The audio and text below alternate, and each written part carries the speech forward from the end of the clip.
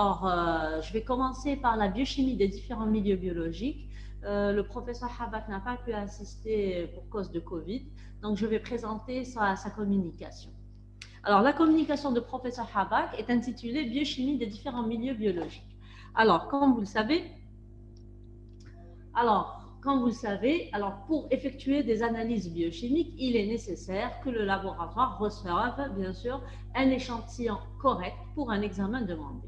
Alors, c'est-à-dire, il faut respecter le prélèvement correct pour l'examen demandé. Bien sûr, ce prélèvement doit être associé ou accompagné d'une fiche de renseignement afin d'envoyer les résultats au médecin demandeur dans les plus brefs délais. Alors, pour les analyses biochimiques, il faut savoir qu'il existe différents types d'échantillons. Pour la plupart, c'est des examens réalisés sur sérum ou sur plasma, c'est-à-dire sur un prélèvement sanguin. Alors, les différents prélèvements sur lesquels on peut réaliser des analyses biochimiques, nous avons le prélèvement sanguin. Alors, dans le prélèvement sanguin, nous avons le sang veineux, c'est ce qui est utilisé en routine, pratiquement en routine, le sang artériel et le sang capillaire.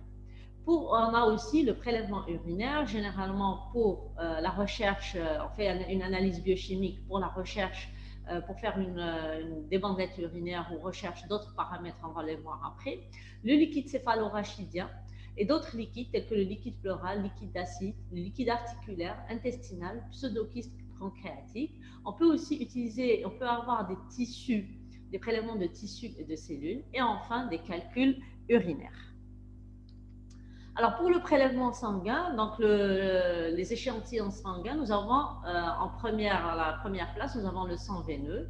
Alors, le sang veineux, généralement, il est réalisé à jeun, toujours à la même heure, généralement c'est le matin, avec un jeûne de 8 à 12 heures pour la plupart des paramètres biochimiques demandés. Le prélèvement doit être pratiqué chez un sujet au repos, bien sûr, pas ou peu d'activité musculaire, et il ne faut pas qu'il soit stressé. Donc, il faut qu'il soit en état de repos. Donc, les prélèvements, les ponctions peuvent être réalisées sur les veines du pli du coude. Ils peuvent être réalisés sur le dos de la main, comme on peut utiliser au niveau des régions malléolaires du pied, sauf que c'est très, très exceptionnel pour les sujets gravataires. Alors, il faut respecter, bien sûr, pour les prélèvements sanguins, respecter l'ordre des prélèvements, donc des tubes à utiliser. Alors, nous avons l'ordre, il doit être, s'il y a une hémoculture à réaliser, donc nous devons faire un prélèvement, donc d'abord sur le flacon hémoculture aérobie, suivi par le flacon anaérobie, ensuite le tube citraté, le tube sec, le tube hépariné, le tube EDTA, le tube fluorure, utilisé surtout pour le dosage de la glycémie, et enfin pour l'AVS, le tube citraté. Il est impératif de respecter bien sûr le volume de sang à prélever. Donc en respectant généralement, c'est des tubes où vous avez des traits de remplissage à respecter. Une fois le prélèvement est réalisé, il faut faire des retournements. Alors 8 à 10 retournements lents. Il ne faut jamais transverser le sang d'un tube à un autre, et il faut éviter d'agiter bien sûr le prélèvement pour éviter la lyse des globules rouges.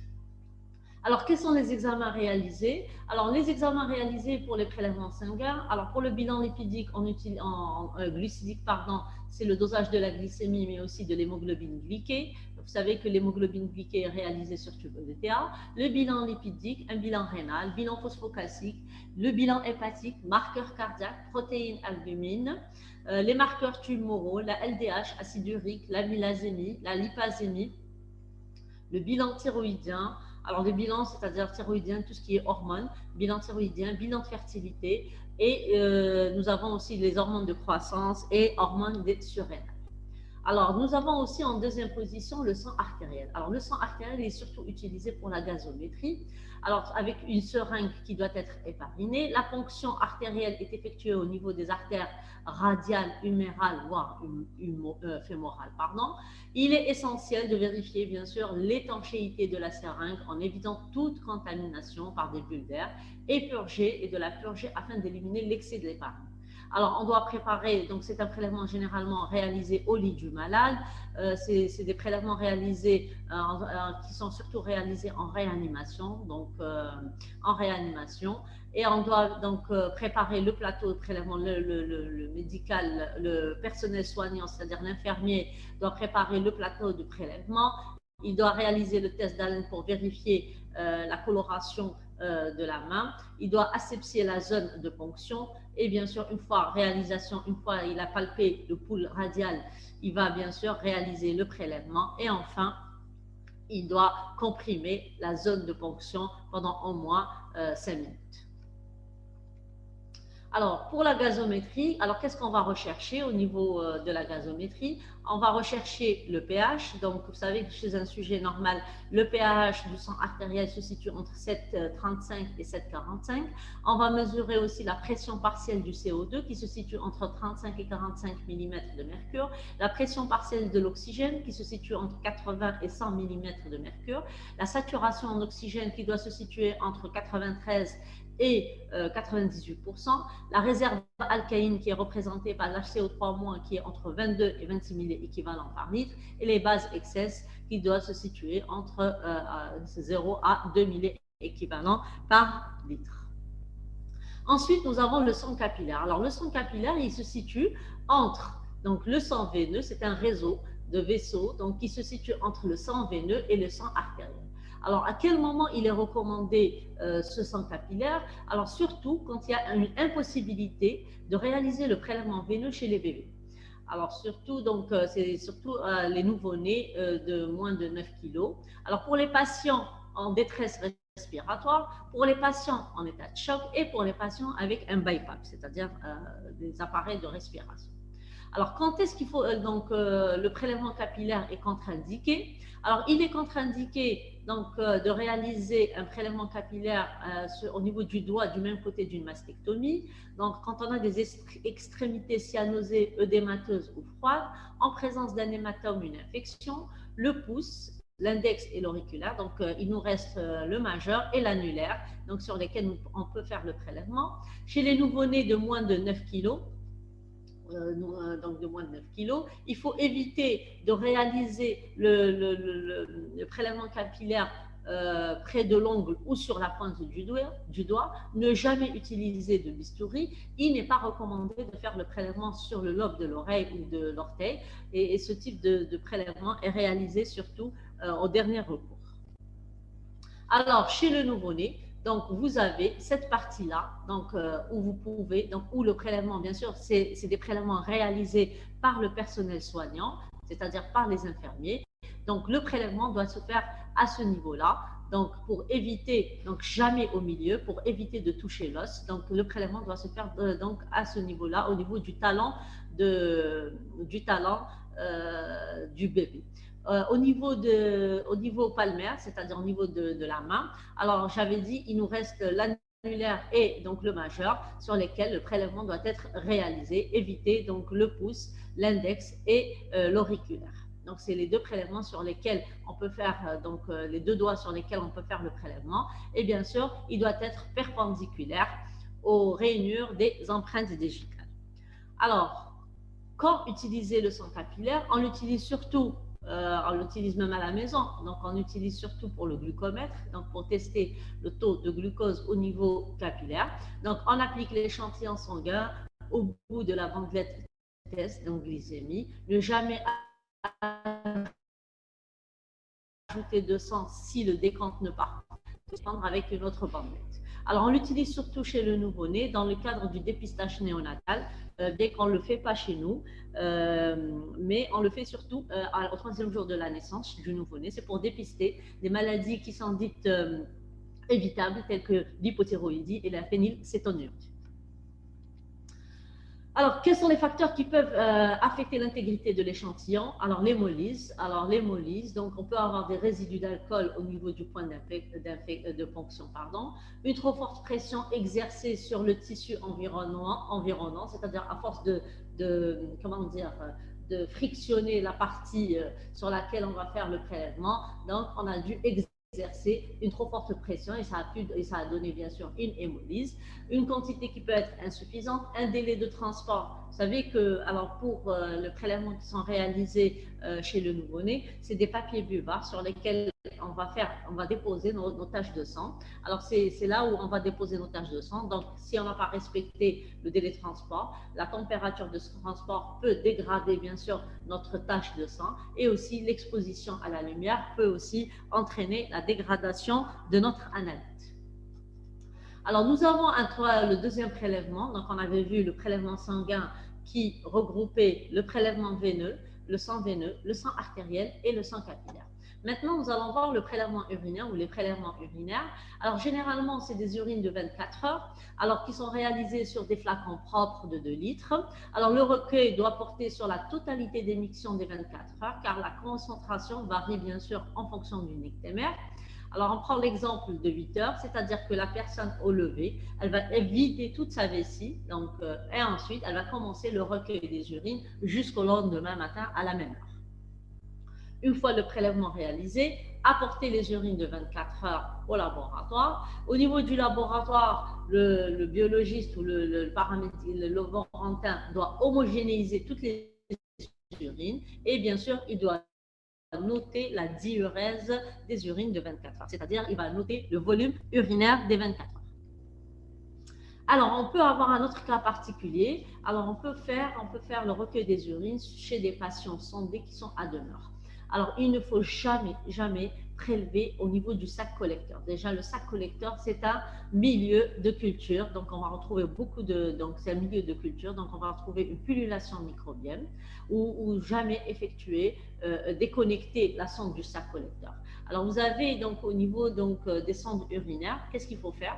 On doit clamper la sonde, donc la tubulure, et on a un dispositif. Au niveau de ce dispositif de la sonde, on a un site qui est spécifique. On va prendre une seringue et à l'aide de la seringue, on va prendre l'urine qui est normalement, ça dépend maintenant si elle est stérile ou pas, donc on va rechercher bien sûr, surtout les examens microbiologiques.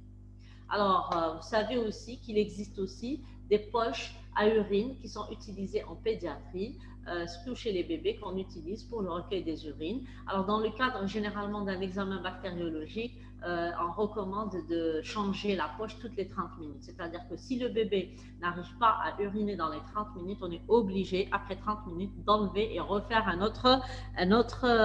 reposer un autre sac urinaire. Alors, qu'est-ce qu'on va rechercher au niveau des urines? Alors, bien sûr, on va parler des examens biochimiques. Donc, la première des choses, c'est refaire d'abord une chimie des urines. La chimie des urines va porter sur le pH, la glucosurie, la recherche des hématies, des corps cétoniques, des protéines, des bilirubines. Donc, on va utiliser une bandelette urinaire. On peut aussi faire la recherche ou la détermination de la protéine des urines de 24 heures.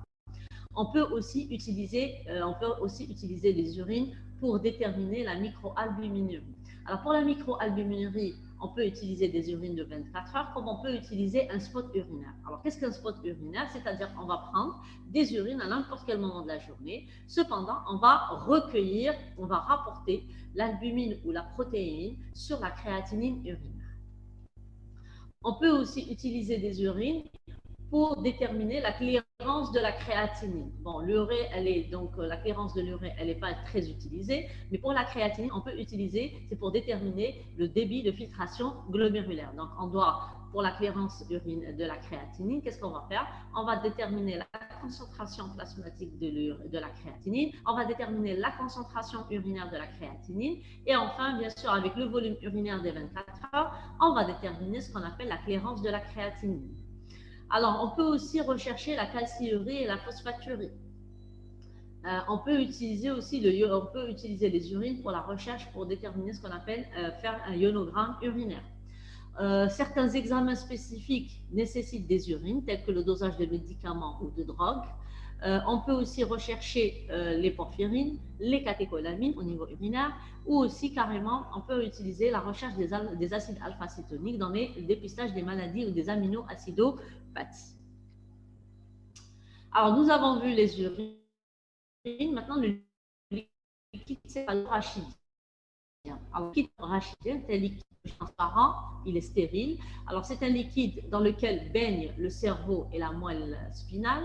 Il est contenu dans les méninges, plus précisément entre l'accumaire et l'arachnoïde. Donc, il est retrouvé au niveau de l'espace sous-arachnoïde.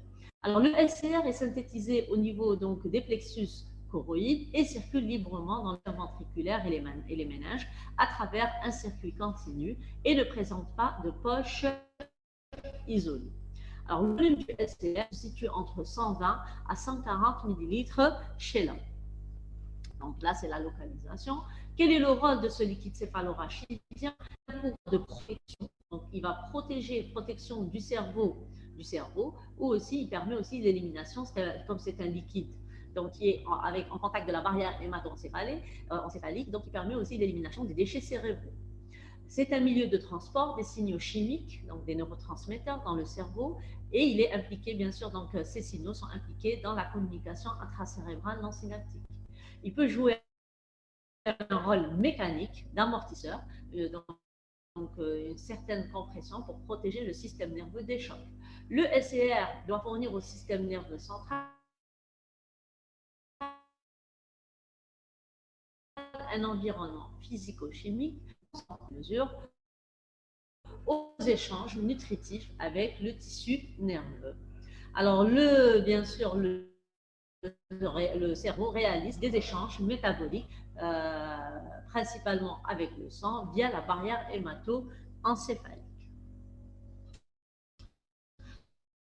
Alors, la composition du liquide céphalorachidien est proche de temps, parce que le pH il est beaucoup plus acide que le plasma. Alors, on avait vu tout à l'heure, c'est 7,35 à 7,45. Ici, donc, le pH du LCR, il est à 7,32 parce qu'on a une augmentation de la pression du CO2 qui est beaucoup plus élevée au niveau du LCR. Alors, il contient des protéines, du glucose, du potassium. Alors, donc, elles sont plus basses dans le LCR que dans le plasma, alors que les chlorures sont beaucoup plus élevées. Alors, nous avons aussi, on va retrouver le partiel du CO2 qui est augmenté, on va retrouver du HCO3- qui est utilisé comme un tampon. Aussi des concentrations de calcium qui sont identiques à celles du plasma. Donc, nous avons le tableau suivant, alors, qui montre la différence, la composition entre le plasma et le SCR. On voit bien donc le sodium, donc on peut avoir, donc il est à 147. Le potassium, il est beaucoup plus bas. Le calcium, il est à 1,1. Donc le chlorure, il est beaucoup plus élevé. Alors l'HCO3-, on avait dit, comme c'est un LCR, donc on va retrouver une concentration donc, de HCO3- au niveau donc, du LCR. Le pH, on avait dit que le pH du LCR était plus bas que celui du plasma, avec des concentrations partielles de CO2 supérieures. On va retrouver des protéines, bien sûr, mais qui sont plus basses par rapport aussi bien pour le glucose et les protéines, où les concentrations sont plus basses au niveau du LCR, mais aussi on peut retrouver aussi du lactate. On peut donc faire le dosage aussi du lactate. Alors, l'analyse du LCR a pour but, donc un intérêt dans le diagnostic des maladies infectieuses, en particulier des méningites, dans les tumeurs cérébrales, dans les maladies neurologiques et aussi dans les maladies inflammatoires du système nerveux, telles que le syndrome de Guillain-Barré. Alors, comment le prélèvement est réalisé? C'est un acte médical, donc il est réalisé par le médecin. Donc, le médecin donc, va localiser, le prélèvement va se faire au bas du dos. Donc, il va repérer l'espace situé entre les vertèbres lombaires L4 et L5 et désinfecter la région, donc une fois localisé. Le patient, généralement, il est assis, il est assis ou même en position fœtale. Et bien sûr, donc, le médecin va introduire l'aiguille et faire le prélèvement. Généralement, on recueille 1 ml de LCR. Maintenant, ça dépend bien sûr pour l'examen. Donc, généralement, c'est des examens bactériologiques, cytologiques ou biochimiques. Alors, pour les examens biochimiques, on utilise surtout le dosage de glucose et de la protéine au rachis, mais aussi on peut faire une électrophorèse des protéines. Alors, on avait dit donc pour le LCR, c'est surtout pour les examens cytologiques dans le cadre des maladies infectieuses. On va rechercher le taux de globules blancs et de globules rouges. Normalement, chez un sujet normal, un sujet adulte, c'est inférieur à 2 leucocytes par millimètre cube. L'analyse bactériologique, normalement, c'est un liquide qui est stérile. Donc, c'est pour la recherche de méningite qui peut être d'origine bactérienne ou d'origine virale. Alors, bien sûr, comme vous le savez, il n'y a pas de culture, donc on réalise la culture surtout pour la recherche bactériologique seulement. Et on peut aussi réaliser, je vous avais dit, une analyse biochimique, c'est-à-dire la recherche qui est associée à l'examen bactériologique, la glucorachie et la protéinorachie, comme on peut utiliser, on peut déterminer aussi la concentration des chlorures. Alors, normalement, le SCR, il est limpide, incolore et transparent. Alors, on a une protéinorachie qui se situe entre 0,42 plus ou moins 0,05. La glucorachie, elle est plus basse que celle de la glycémie. Elle se situe entre 50 à 75%. Donc, on a une glucorachie en moyenne de 0,60. Elle est rencontrée surtout dans les hypoglucorachies, sont rencontrées surtout dans les méningites tuberculeuses ou bactériennes et aussi dans certaines tumeurs malignes. Alors pour l'hyperglucorachie, elle est surtout en relation avec l'hyperglycémie. C'est-à-dire dès qu'il y a si on a une augmentation de la glycémie, on a une augmentation de la glucorachie. C'est pour cela, normalement, on doit faire tout accompagner le LCR avec un prélèvement sanguin, c'est par rapport à la glycémie. Mais on peut aussi déterminer la chlororachie au niveau du LCR. Alors maintenant, les autres examens, autres liquides biologiques. Alors pour les autres liquides biologiques, on peut avoir le liquide synovial qui est articulaire, des liquides d'épanchement, liquide d'acide, liquide intestinal et liquide pseudokyste pancréatique qui est très peu fréquent. Alors pour le liquide synovial, c'est un liquide qui est biologique, qui est produit par la membrane synoviale. Alors, c'est le liquide qu'on va retrouver au niveau des articulations. Alors, c'est une matrice qui est liquide, indissociable sur le plan métabolique et mécanique de la matrice tissulaire du cartilage. C'est un liquide visqueux, transparent, qui peut avoir une coloration jaune pâle.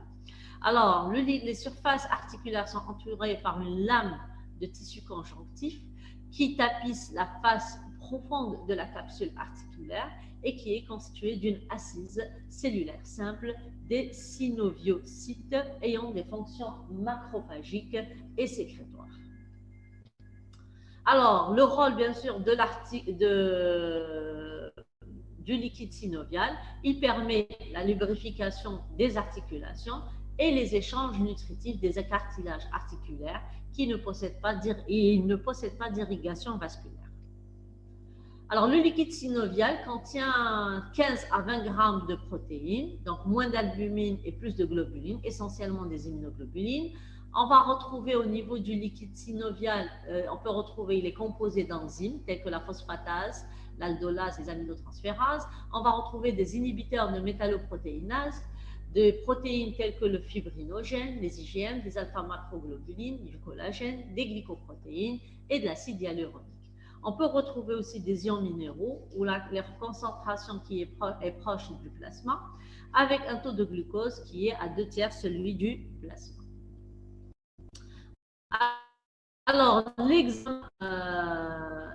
l'examen du liquide synovial. Alors, l'examen du liquide synovial est surtout, donc c'est un liquide qui est très visqueux. Il a un aspect qui est de couleur claire, transparent. On peut retrouver jusqu'à 100 éléments par millimètre cube en leucocytes. Les polynucléaires sont inférieurs à 25%, les neutrophiles à 25%. La concentration des protéines, elle est de 10 à 20 grammes par litre. Ça, c'est pour un sujet normal. Alors, quand on a un problème mécanique, qu'est-ce qu'on va avoir? Pour le problème mécanique, donc l'viscosité, dans le cas des arthroses, qu'est-ce qu'on va retrouver? On va retrouver un liquide qui est très visqueux, de couleur jaune pâle, transparent, avec des éléments, des leucocytes allant de 200 à 2000 éléments par millimètre cube, avec un taux de protéines au niveau de ce liquide qui est de 10 à 30 grammes par litre. Et comme c'est un problème mécanique, donc c'est le cas de l'arthrose, on va retrouver une culture qui est négative.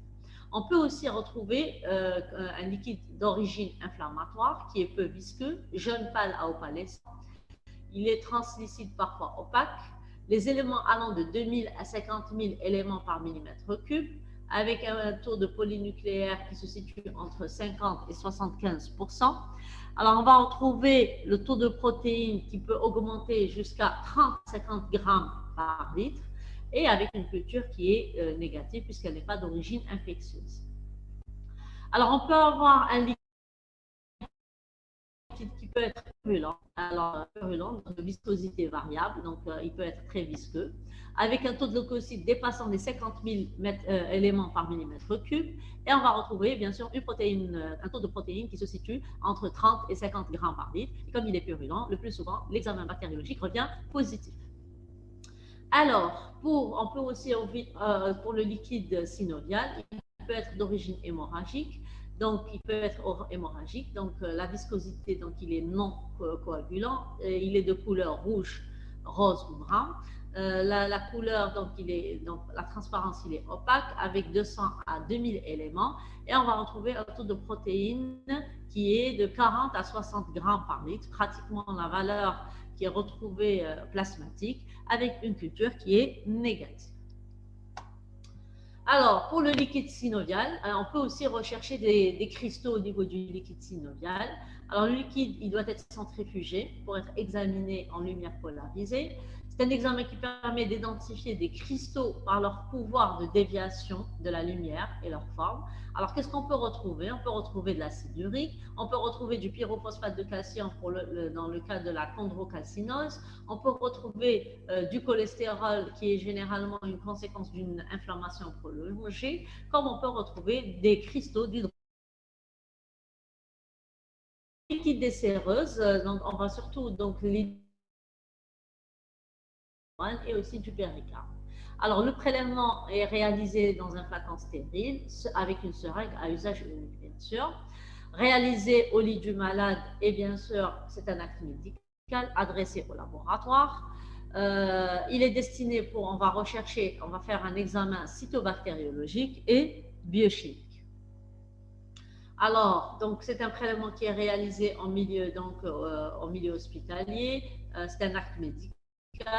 Donc, il faut respecter les règles d'asepsie et idéalement, tout avant commencer à faire le prélèvement en toute antibiothérapie.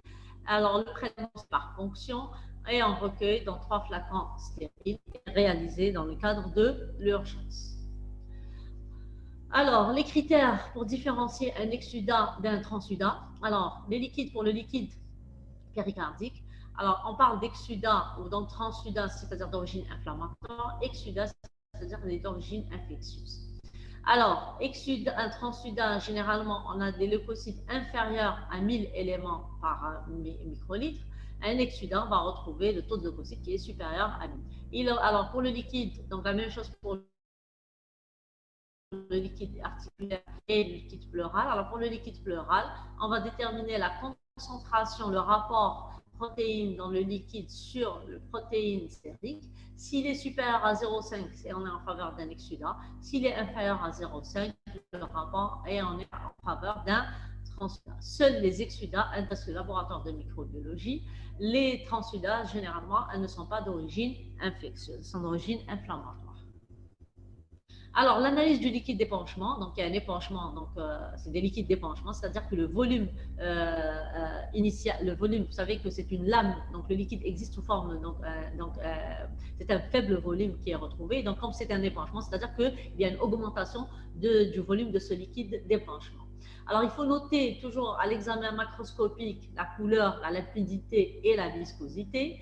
Alors, cet aspect microscopique ou physique va orienter le diagnostic. Alors, on avait dit pour le liquide articulaire ou péricardique, quand il est trouble, il est presque en faveur d'un exsudat. Pour le liquide pleural péritonéal, quand il est trouble, il peut être un transsudat. Un exsudat, il peut être clair. Et donc, il faut penser à une infection tuberculeuse ou une infection qui est d'origine virale. Alors, pour les examens microscopiques, l'examen microscopique consiste à déterminer le taux de leucocytes et d'hématies. Il permet aussi de poser le diagnostic des infections bactériennes. On a vu tout à l'heure le diagnostic différentiel avec les taux de leucocytes. Dans 80% des arthrites bactériennes, on va retrouver plus de 20 000 leucocytes par microlitre. Dans les pleurésies, plus de 10 000. Dans les péricardites, plus de 5 000 leucocytes par millimètre cube.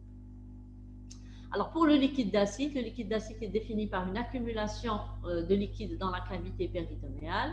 90% des acides sont d'origine cirrhotique ou soit c'est une cirrhose, soit c'est une carcinose péritonéale. Elle est détectable cliniquement lorsque le volume atteint surtout les 2,5 litres. Alors, comment faire le prélèvement? Le prélèvement consiste à introduire l'aiguille par voie transcutanée. Toujours, c'est un acte médical. Alors, l'analyse a pour but de faire, donc on fait 3 prélèvements, un pour l'examen bactériologique, un pour l'examen anatomopathologique, et un examen biochimique. Alors, déjà, le fait de faire le prélèvement, ça permettra aussi, elle est à la fois, on va faire l'examen analytique, c'est-à-dire biologique, mais aussi, ça permet aussi d'évacuer, d'aider le patient. Donc, on va diminuer donc, la quantité qui rend la personne inconfortable. Donc, on va diminuer des quantités de ce liquide d'acide. Alors, on ponctionne généralement le plus souvent à gauche à mi-distance de l'ombilic, épine iliaque antéro-supérieure. Alors, l'examen consiste bien sûr d'abord toujours l'examen macroscopique. Donc, on va voir la couleur, elle est de jaune, donc c'est jaune citron. Si elle est trouble, c'est-à-dire qu'on est en faveur d'une infection. Si elle est hémorragique, on peut être en faveur d'une néoplasie. Alors, la recherche, examen cytologique, faire une numération des polynucléaires, des hématies, lymphocytes et à rechercher donc des cellules néoplasiques. Donc, c'est l'examen anatomopathologique. L'examen bactériologique consiste à faire un examen direct, une culture aérobie et anaérobie, et aussi on doit faire le prélèvement sur milieu de Lowenstein pour la recherche du BK, c'est-à-dire la tuberculose. Alors pour la biochimie, nous on fait généralement le dosage des protéines et aussi on peut faire aussi le dosage des cholestérols et triglycérides. Alors, on peut aussi avoir des prélèvements de tissus. Donc, on peut faire un examen biochimique ou anatomopathologique sur des prélèvements de tissus. Le plus souvent, c'est des fonctions biopsiques. Donc, pour les biopsies hépatiques, rénales, prélèvements de trophoblastes, dans le cadre d'une choriosynthèse. Alors, les prélèvements peuvent être effectués soit sur des fragments d'organes, soit sur des carottes, des coupes fines. Alors, nous, en biochimie, on peut réaliser ce qu'on appelle, il est utilisé surtout dans les fragments hépatiques, soit utilisé dans la recherche dosage du cuivre au niveau hépatique, ou aussi on peut le faire aussi dans les maladies métaboliques telles que la glycogénose. Alors, les calculs rénaux, il faut savoir que les calculs rénaux ou urinaires sont des petits cailloux ou des cristaux composés d'oxalate de calcium. C'est vrai que ce n'est pas un milieu biologique, mais c'est une conséquence d'une précipitation de cristaux qui a donné ce calcul ou ces cailloux urinaires. Alors, ils sont composés essentiellement d'oxalate de calcium, de phosphate, de calcium, d'acide urique. Donc, ils s'agglomèrent et prennent une consistance qui est pierreuse avec le temps. Alors, leur taille varie de quelques millimètres à quelques centimètres de diamètre. Ils vont se former, on va le retrouver surtout au niveau de l'appareil urinaire, donc dans les reins. Souvent, les lithiases, elles sont asymptomatiques quand elles sont de petite taille, donc vraiment de faible, très petite taille. Donc là, ça dépend, donc les lithiases dépendent bien sûr de leur taille et de leur localisation. Ils sont d'ordre métabolique. La cristallisation des sels minéraux, ça se traduit par une cristallisation des sels minéraux ou des acides en forte concentration dans le sang et ensuite dans les urines. On va les retrouver au niveau urinaire et ils vont se concentrer au niveau urinaire. Alors, la composition ou le calcul, la composition, elle est très variée. On distingue près de 70 espèces chimiques et cristallines distribuées en 45 espèces liées à des troubles métaboliques ou elles peuvent être d'origine espèces qui sont d'origine médicamenteuse. Symptomatique, c'est-à-dire elle va se traduire par des douleurs, des nausées, des vomissements, une envie pressante d'uriner, des brûlures vésicales, des coliques néphrétiques, des douleurs atroces, donc une pyélonéphrite associée, et comme on peut aussi retrouver du sang dans les urines. Alors, quelles sont les origines? Elles peuvent être dues à une déshydratation, à un excès de protéines animales, donc c'est le cas des acides uriques, et une mauvaise assimilation ou consommation insuffisante de calcium, à des facteurs d'origine, on avait dit infectieux, donc d'origine infectieuse, ou aussi elles peuvent être d'origine génétique, c'est-à-dire que c'est héréditaire. Alors, les principaux types de calculs urinaires qu'on peut retrouver, on peut retrouver de type oxalocalcique, c'est près de 70%, c'est-à-dire qu'ils sont composés essentiellement d'oxalate de calcium. On peut avoir d'origine cystinique, c'est-à-dire c'est rencontré surtout dans les maladies héréditaires, ce qu'on appelle les maladies telles que la cystinurie. Alors c'est donc qui est dû à une élimination excessive de la cystine au niveau urinaire. Elles peuvent être d'origine phosphocalcique, donc c'est-à-dire c'est une précipitation calcium-phosphore essentiellement. Donc, elle est due à une hypercalciurie, comme on peut aussi rencontrer ces calculs qui peuvent être dus à une infection urinaire, à des calculs phosphatiques qui se présentent sous forme volumineuse ramifiée. Ils sont blancs, friables, avec en plus présence de phosphate de magnésium, d'ammonium, d'urate d'ammonium. Et enfin, nous avons les calculs d'origine, les calculs d'acide urique, constitués le plus souvent d'acide urique anhydre et hydraté, et c'est la cause principale la cause principale bien sûr c'est le syndrome métabolique tel que l'obésité, l'anomalie lipidique, une hypertension artérielle, le diabète de type 2, un pH urinaire qui est acide. En conclusion, alors la biochimie des différents prélèvements. Donc, nous avons vu que les prélèvements sont réalisés sur différents types de... Donc, l'analyse biochimique est réalisée sur différents types de prélèvements. On avait dit les prélèvements couramment rencontrés au laboratoire sont le prélèvement veineux, suivi par le prélèvement urinaire. Alors, pour le prélèvement veineux, c'est les paramètres biochimiques de routine, en plus des paramètres, c'est-à-dire les hormones, des marqueurs tumoraux et des marqueurs cardiaques. Au niveau urinaire, c'est surtout pour la recherche d'une protéinurie, réalisation donc, de bandelettes urinaires, mais on peut aussi aller plus loin, c'est-à-dire avec des examens spécifiques, ça dépend bien sûr du laboratoire spécialisé. Au niveau capillaire, donc pour le prélèvement capillaire, il est surtout recommandé, on l'utilise surtout pour la détermination de glucose au niveau capillaire, donc, mais aussi utilisé dans le cadre du dépistage néonatal chez les nouveau-nés. On avait vu que le sang artériel est indiqué surtout pour la détermination des gaz, pour la détermination donc pour le gaz du sang. Pour les liquides de ponction, on a aussi donc le liquide, le LCR, donc qui vient en troisième position. Le LCR, il est surtout indiqué dans le cadre des méningites, surtout en pédiatrie, mais aussi certaines maladies, on avait vu certaines maladies neurologiques ou certaines tumeurs cérébrales. Et enfin, les liquides rarement rencontrés au laboratoire, c'est les liquides de ponction à la recherche, bien sûr, donc d'une origine infectieuse. Généralement, c'est les liquides péricardiques, le liquide pleural, les liquides d'acide. Donc, à la recherche, bien sûr, de l'origine, bien sûr, de cet épanchement. Et on va voir, bien sûr, l'examen biochimique retrouve surtout la détermination des protéines. Et vous savez que la détermination des protéines au niveau de ces liquides de ponction est différente de celle du LCR et aussi au niveau urinaire.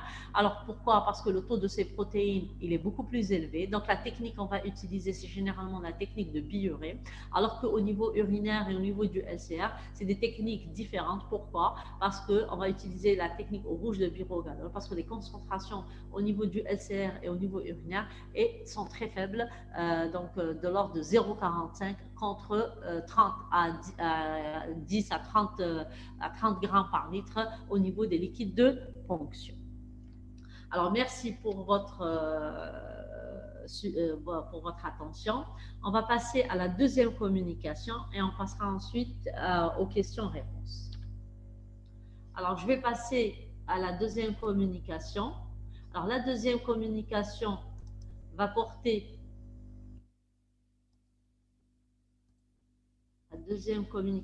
sur la validation des techniques en hormonologie.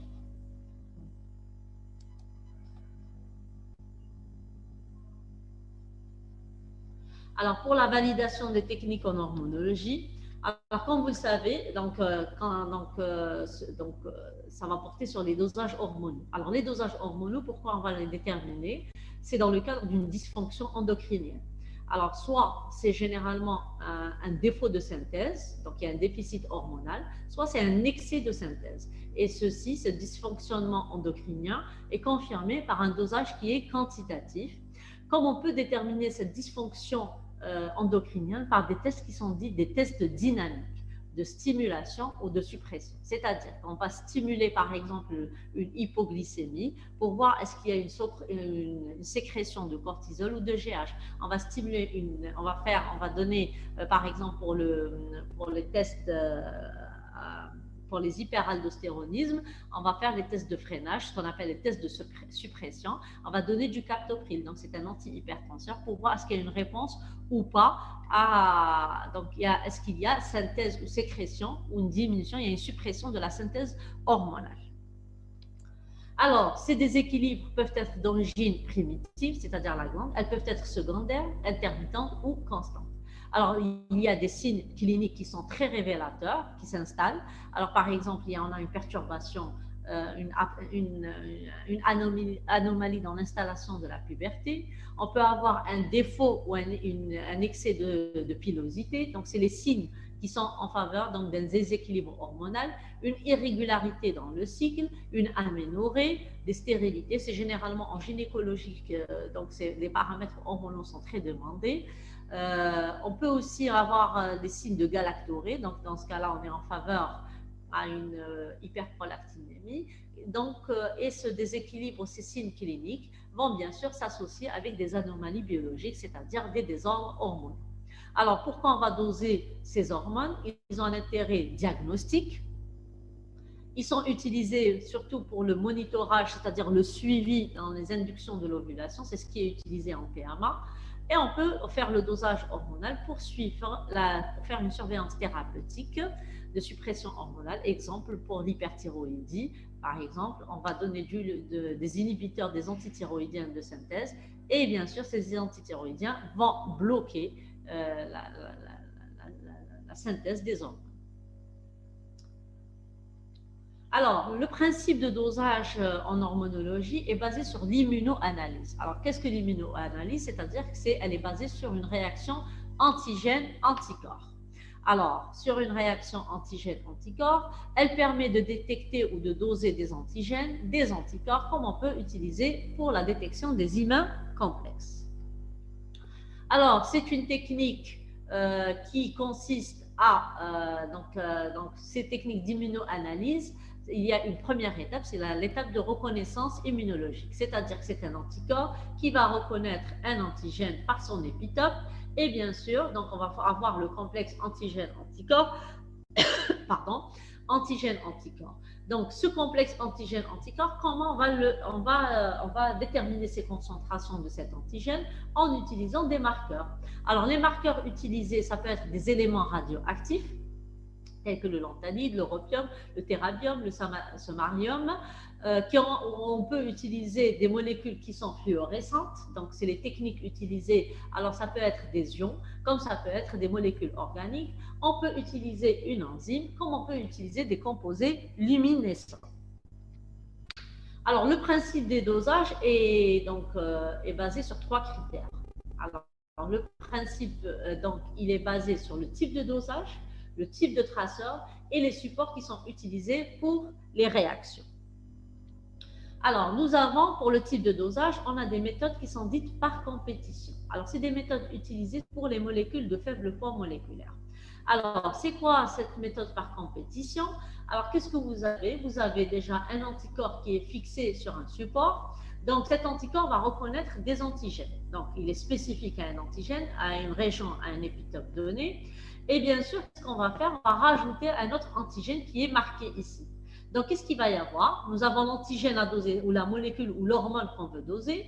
Et on a aussi, dans le réactif, qu'est-ce que vous allez avoir? Vous allez avoir des hormones, la même hormone, mais qui est marquée avec un marqueur, donc ici. Et qu'est-ce qu'il va y avoir? Comme c'est une technique par compétition, c'est-à-dire qu'il va y avoir une compétition entre l'hormone à doser et l'hormone qui est marquée. Donc, il y aura une compétition par rapport à quoi? Par rapport à cet anticorps. Donc, c'est-à-dire qu'il va reconnaître les mêmes sites ou les mêmes épitopes qui vont reconnaître cet anticorps. Donc, qu'est-ce qu'il va y avoir? Il va y avoir une compétition. Alors, plus la concentration, donc vous voyez ici, donc qu'est-ce qu'il va y avoir? Il va y avoir de l'antigène qui est marqué ou l'hormone qui est marquée qui va se fixer ici avec l'anticorps.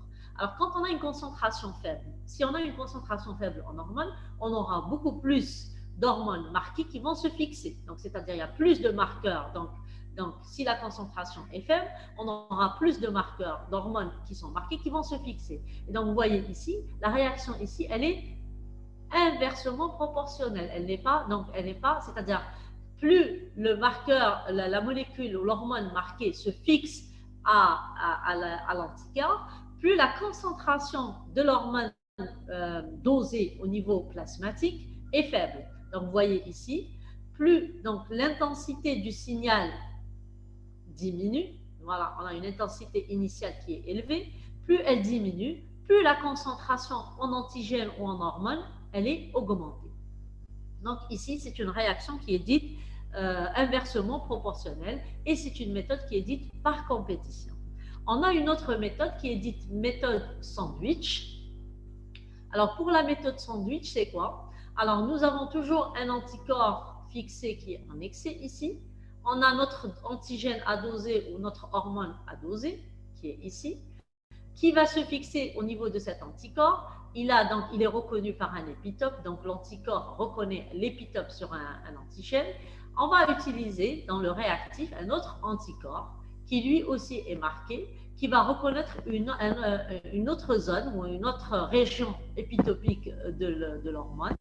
Et on aura, c'est ce qu'on appelle la réaction sandwich, c'est-à-dire que l'hormone se retrouve en sandwich entre deux anticorps. Ici, contrairement à ce qu'on a vu tout à l'heure, plus le signal augmente, c'est-à-dire plus la concentration de l'hormone augmente. La réaction ici, elle est proportionnelle. Plus l'antigène, la quantité d'antigène est augmentée, plus le signal de ce marqueur est élevé. Et c'est ce qu'on appelle la méthode sandwich. Alors, cette méthode sandwich est utilisée pour les molécules, de masse moléculaire élevée, généralement pour la TSH, la prolactine, la CG. Donc, c'est des molécules de grosse taille. Alors, on a vu le type de dosage, maintenant le type de traceur. Quels sont les marqueurs utilisés? On peut utiliser des molécules radiomarquées, c'est-à-dire telles que l'iode 125, le tritium H3.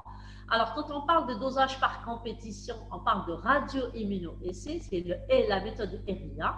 Quand on parle de dosage direct sans compétition, ce qu'on a vu, c'est la méthode sandwich, on parle de immunoradiométrique essai. Donc, c'est l'IRMA, d'accord? Donc, on peut utiliser des enzymes telles que la peroxydase, la phosphatase alcaline, la bêta-D-galactositase. On parle ici d'enzymes immunoessais quand c'est une méthode par compétition. Et on parle quand c'est une méthode sandwich, on parle d'ELISA, donc enzyme l'appelée immunosorbent essai. On peut utiliser donc des marqueurs fluorescents. Alors, le fluorescent, donc, tel que la fluorescéine, l'ombelliférone ou aussi la rhodamine. Donc, c'est la méthode FIA, immunoessai, ou aussi on parlera de immunofluorimétrique essai, c'est l'IFMA. On peut utiliser des luminescents, donc des composés luminescents tels que le luminol ou l'isoluminol. Alors, c'est la LIA pour la méthode par compétition et ILMA pour la méthode sandwich ou la méthode directe. Alors, nous avons vu le type de dosage, le type de marqueur, maintenant le type de support utilisé. Alors, en phase liquide, pour la phase liquide, généralement, tout se fait en phase homogène. Donc, ça consiste à incuber en solution les anticorps et les hormones à doser. Ensuite, qu'est-ce qu'on va faire? Il va y avoir la séparation du complexe anticorps-hormones qui se fait par des techniques de séparation, soit par une technique de précipitation, soit par une technique d'absorption. C'est ce qu'on utilise généralement pour des anticorps biotinylés qui sont absorbés sur la streptavidine. C'est la technique utilisée dans l'électrochimiluminescence, utilisée surtout par la méthode Roche.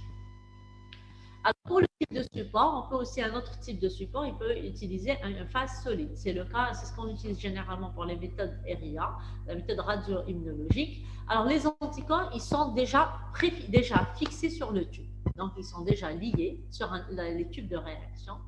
Et donc, on peut retrouver bien sûr des anticorps qui peuvent être liés sur des tubes de réaction, comme ils peuvent être liés sur des billes magnétiques, des microbilles magnétiques, qui sont récupérés ensuite par un champ magnétique. On peut aussi retrouver des supports complexes. C'est ce qui est utilisé pour les tests de grossesse, pour les tests qualitatifs des tests de grossesse. Généralement, c'est une méthode sandwich, donc c'est ce qui est utilisé pour la détermination de l'HCG au niveau, la bêta-HCG au niveau urinaire. Alors, quels sont les pièges qu'on peut rencontrer en immunoanalyse? Alors, la première étape, c'est l'étape préanalytique, c'est-à-dire le type d'anticoagulant utilisé. Alors, les types d'anticoagulants utilisés, il faut respecter bien sûr les recommandations ou les instructions du fournisseur ou du fabricant. Alors, il faut éviter d'utiliser surtout de l'EDTA. Alors, pourquoi? Parce qu'il peut être un inhibiteur enzymatique si le marqueur est de type phosphatase alcaline. Il faut éviter d'utiliser du fluorure de sodium ou de citrate parce qu'il peut entraîner une dissociation du chélate d'europium, donc pour les techniques fluorescentes. Donc, il faut respecter les instructions du fournisseur. Généralement, c'est des tubes épargnés ou c'est des tubes secs. Éviter l'utilisation de gel séparateur, surtout dans les dosages des hormones libres. On peut aussi, certains conservateurs peuvent aussi être des inhibiteurs enzymatiques tels que l'azide de sodium. Donc, la recommandation, généralement, c'est des anticoagulants, on utilise généralement de l'héparine ou aussi on peut utiliser des tubes secs. On peut aussi utiliser de l'EDTA, surtout dans le dosage de la PTH, donc de la parathormone. Bien sûr, comme je vous ai dit, cela dépend des techniques utilisées. C'est-à-dire, chaque appareil a un marqueur qui lui est spécifique, donc il faut respecter les recommandations ou les instructions du fabricant. Donc, ça dépend, bien sûr, donc l'utilisation d'anticoagulants dépend de la technique utilisée. Alors, aussi, l'aspect du sérum peut influencer sur les résultats au niveau hormonal, comme c'est comme en biochimie. Un sérum hémolysé peut entraîner aussi une perturbation, donc une mauvaise interprétation, donc une interférence au niveau analytique. Il en est de même pour les sérums hyperlipémiques qui sont visqueux, qui peuvent aussi induire une sous-estimation des résultats. On peut aussi avoir d'autres facteurs qu'il faut tenir compte en fonction des hormones utilisées, hormones qu'on va doser. Exemple pour la posture, vous savez que pour la rénine-aldostérone, on doit respecter, il faut respecter la position de prélèvement. Vous savez que la rénine-aldostérone varie en fonction de la posture, c'est-à-dire en position assise, on a un taux de concentration basale. Dès qu'il y a, quand la personne se trouve en position debout, le taux d'aldostérone et de rénine vont augmenter. Donc, ça va fausser l'interprétation de vos résultats. Aussi, un état de stress, c'est le cas du taux de la prolactine et du cortisol. Ces hormones vont augmenter, faussement augmenter avec un état de stress, donc ce qui va bien sûr avoir une surestimation de ces hormones. Il faut aussi respecter pour les hormones le rythme nictéméral. Alors, le rythme circadien ou nictéméral, vous savez que le cortisol, il est à 8 heures du matin, il est à son taux maximal. Donc, on préfère doser le cortisol, il en est de même pour l'aldostérone, à 8 heures du matin. Donc, respecter le rythme nictéméral de ces hormones. Donc, si on le fait par exemple à 11 heures ou à midi, donc les valeurs ne sont pas identiques. Respecter aussi, donc certaines hormones sont influencées par le cycle menstruel, c'est les hormones sexuelles, donc il faut tenir compte de la date des dernières règles pour l'interprétation de ces hormones telles que la FSH, LH, le stradiol, la progestérone et aussi la testostérone. Donc on doit déterminer généralement pour la FSH, la LH, le stradiol et la prolactine, généralement ils sont réalisés à J3 du cycle menstruel. Pour la progestérone, entre 19 et 21 jours du cycle. Alors pour la testostérone, la testostérone, généralement, c'est la demande de la testostérone, elle est utilisée recherchée chez l'homme, mais on peut la rechercher aussi chez la femme. Alors, il faut tenir aussi compte de l'état physiologique, c'est-à-dire de l'âge de la personne. Alors, quand on a une personne qui est ménopausée, donc on aura donc des taux de FSH-LH qui ne sont pas identiques à celle d'une femme qui a une activité génitale. Alors, aussi l'âge de la grossesse par rapport au bêta-HCG. On doit demander toujours l'âge de la grossesse, toujours au premier trimestre. Généralement, c'est à cette période qu'on va demander le taux d'HCG au début de la grossesse. Donc, on doit déterminer le nombre de semaines d'aménorrhée. Aussi, certains médicaments, tels que les contraceptifs oraux, doivent être arrêtés avant de faire le dosage. Des corticoïdes aussi, le traitement tel que la biotine. La biotine, on avait vu, elle est surtout utilisée dans la fixation des anticorps et ça peut interférer le dosage de certaines hormones. Alors aussi, il faut, dès qu'on a fait le prélèvement des hormones, il faut centrifuger rapidement pour éviter la dégradation de ces molécules et congeler s'il y a analyse qui est différée. Éviter la congélation et la décongélation. Donc, les cycles de congélation et décongélation vont bien sûr dégrader les hormones. On peut aussi avoir, donc ça c'est pour les étapes pré-analytiques. On a aussi ce qu'on appelle des effets crochets. Alors, qu'est-ce que l'effet crochet? C'est-à-dire qu'on a une concentration importante en antigène, mais qui se traduit par un signal qui est faible, c'est-à-dire un signal faible. On aura une concentration, donc un signal faible, donc, et par conséquent, qu'est-ce qu'il va y avoir? Soit on va rendre un résultat normal, soit une sous-estimation des résultats. Et pour cela, donc ce type d'effet crochet est rencontré surtout pour les méthodes sandwich, les méthodes immunométriques. On la rencontre surtout dans le dosage de l'HCG et de la prolactine.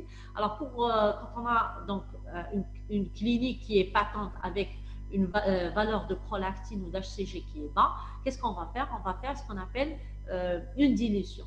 Alors, cette dilution va permettre de mettre en évidence ce phénomène. C'est-à-dire, si on va faire une dilution, on va retrouver que les concentrations sont élevées. Donc, on va multiplier bien sûr par l'inverse de la dilution. Et donc, c'est ce qui explique cette inversion, donc cet effet crochet explique cette sous-estimation de la valeur. Donc, il faut tenir compte de la clinique. Donc, ça, c'est important. Donc, la clinique du patient, donc la symptomatologie, si on a une valeur basse ou normale, il faut penser à des concentrations élevées. Donc, et bien sûr, il faut penser à faire une dilution. Alors, ce type de résultat peut être aussi rencontré en biochimie. Alors là, toujours, surtout quand on détermine les activités enzymatiques, quand on a une concentration élevée, une activité enzymatique élevée, c'est-à-dire très élevée, donc les résultats, ils vont donner des résultats très bas. Donc, c'est le même principe. Donc, on est obligé de faire une dilution pour déterminer la concentration de votre hormone. On peut aussi, des pièges qu'on peut rencontrer, c'est la présence d'anticorps hétérophiles qui vont aussi s'interférer dans le dosage, dans les dosages hormonaux. Alors, ces anticorps hétérophiles, donc, ils peuvent avoir plusieurs origines. Alors, l'origine, elle peut être suite à une immunisation par un vaccin qui est préparé à partir de tissus animaux. Donc, c'est-à-dire que le sujet a développé ces anticorps, donc utilisés contre les anticorps de souris. On peut avoir des contacts qui sont fréquents avec les animaux. On peut aussi en retrouver ces anticorps dans le cas des maladies auto-immunes, certaines immunothérapies, comme on peut ne pas avoir d'origine, donc on ne peut pas expliquer la présence de ces anticorps. Alors, la solution, c'est utiliser des techniques en deux temps. C'est-à-dire, qu'est-ce qu'il va y avoir? Il va y avoir donc la fixation de l'antigène à l'anticorps. Ensuite, qu'est-ce qu'on va faire? On va faire des séances de lavage donc, et ensuite rajouter l'anticorps donc pour éviter ce type de problème rencontré. On peut aussi avoir des pièges d'interprétation en immunoanalyse par rapport au traitement de données. Alors, comment? Vous avez vu, on a vu tout à l'heure en immunoanalyse, c'est des courbes. Alors, donc, c'est des courbes qu'on va avoir, ce n'est pas une relation qui est linéaire. Et donc, il va y avoir au niveau des automates des modèles mathématiques qui vont être utilisés. Donc, pour la calibration, c'est ce qu'on utilisé pour la calibration. Et donc, ça peut expliquer, donc, un modèle mathématique utilisé sur tel appareil n'est pas le même que celui utilisé dans un autre appareil. Et donc, c'est ce qui peut expliquer des écarts rencontrés dans les résultats entre les techniques. Donc, on n'a pas les mêmes valeurs rencontrées d'un automate à un autre qui sont utilisés pour déterminer les concentrations des hormones. Alors, pour la validation des techniques en hormonologie, ça revient à dire, c'est-à-dire faire des contrôles de qualité. Donc, les contrôles de qualité, bien sûr, a pour but de faire quoi? De détecter, évaluer et bien sûr corriger les erreurs. Donc, les erreurs qui peuvent être dues au système d'analyse, aux conditions de l'environnement ou aux conditions d'exécution de l'opérateur. Et bien sûr, il a pour but, donc on va détecter ces erreurs avant de rendre, bien sûr, les résultats. Alors, le matériel de contrôle, c'est des contrôles, donc c'est des substances qui contiennent une quantité qui est établie de substances qui sera testée. Donc, on va tester les analytes. Alors, on peut avoir des contrôles soit qui sont multiparamétriques, soit de réactifs. Alors, le but, bien sûr, donc ces contrôles sont utilisés en même temps que les échantillons. Alors, le but de ce contrôle, c'est valider la fiabilité du système d'analyse, évaluer l'exécution de l'opérateur et des conditions environnementales avant de rendre, bien sûr, qui, bien sûr, vont impacter sur la qualité des résultats. Ne pas confondre calibrateur et matériel de contrôle. Alors, il faut savoir, c'est donc certains appareils utilisent ce qu'on appelle des calibrateurs, d'autres peuvent utiliser ce qu'on appelle des ajusteurs. Ils sont déjà précalibrés et on utilise, ils vont utiliser des ajusteurs aux calibrations, donc qui peuvent être, donc ça dépend des appareils utilisés. Alors, on avait dit, les calibrateurs, ce sont des solutions avec des concentrations spécifiques, des matériaux, généralement c'est des calibrateurs standardisés, donc recommandés par l'OMS. Ces calibrateurs sont souvent fournis par fabricants d'instruments et les calibrateurs comme contrôle. Parce qu'ils n'ont pas la même consistance que les échantillons de patients, contrairement au contrôle. Quand vous allez prendre les contrôles, ils ont pratiquement c'est la même matrice qui est utilisée. Alors, la qualité de l'analyte présente dans le contrôle devrait être la plus proche possible des décisions médicales, c'est-à-dire valeur normale, pathologique, c'est ce qu'on appelle valeur pathologique, valeur normale ou valeur basse. Ça dépend bien sûr des décisions médicales. Donc, les contrôles devraient avoir la même consistance et les mêmes caractéristiques, c'est-à-dire la même matrice que les échantillons. Alors, il faut savoir qu'on peut utiliser du sérum, des urines ou autres. Alors, il faut savoir aussi que pour certains réactifs, ils ne sont pas adaptés. Par exemple, s'ils sont adaptés pour le sérum, ils peuvent ne pas être adaptés sur les urines. Donc, il faut avoir des réactifs urine, c'est-à-dire réactifs utilisés dédiés au prélèvement type urine. D'accord? Alors, les contrôles, il existe des contrôles qui sont prêts à l'emploi, comme ils peuvent être lyophilisés. Donc, vous savez que pour les contrôles qui sont lyophilisés, donc il faut les reconstituer et bien sûr respecter les instructions de reconstitution du fabricant. Une fois le contrôle reconstitué, donc vous avez bien homogénéisé, évitez bien sûr la formation de mousse. Vous allez alicoter vos contrôles, vous allez les alicoter dans des tubes coniques, Eppendorf, et vous allez congeler. Évitez la congélation et la décongélation. Toujours maintenir à une température, une fois décongelé, à température ambiante. Et bien sûr, utiliser une pipette dès à la reconstitution qui doit être précise. Alors, comment on traite le contrôle de qualité? Le contrôle de qualité consiste à utiliser ce qu'on appelle le diagramme de Levy-Jennings. Alors, c'est ce diagramme, vous avez donné par le fabricant.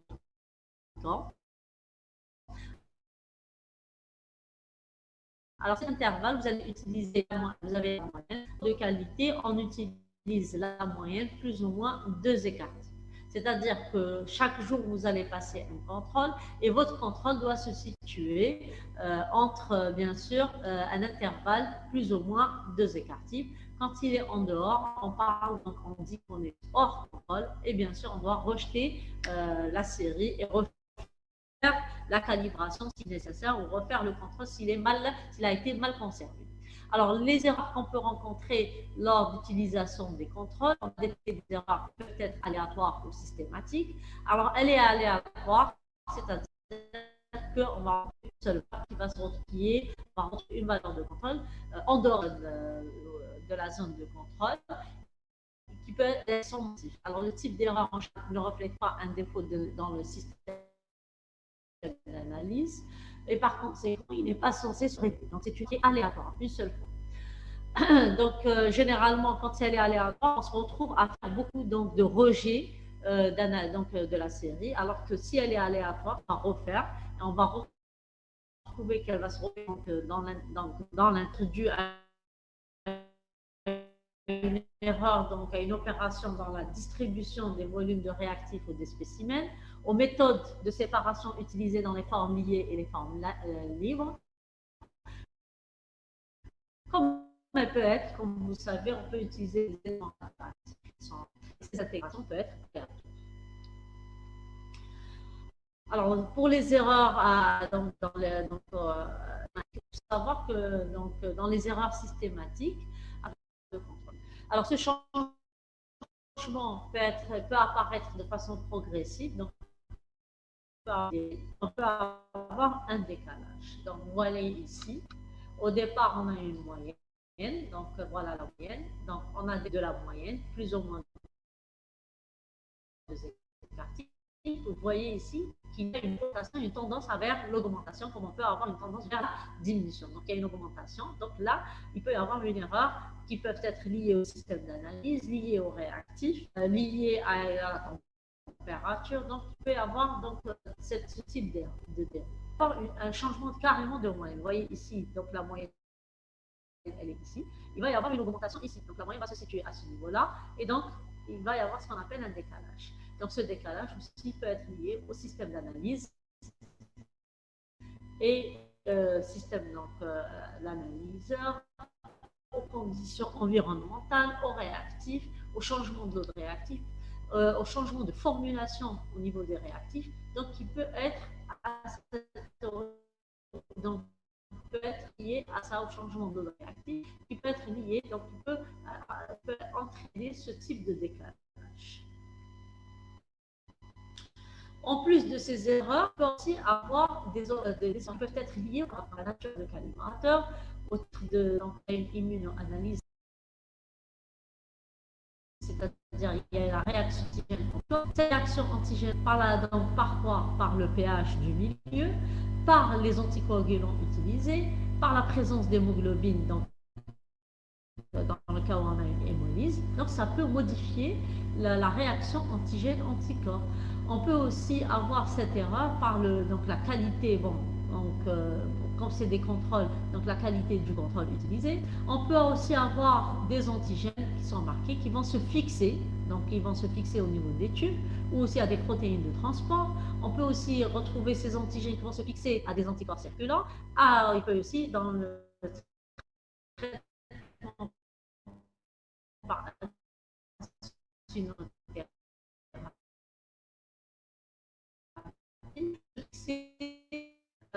donc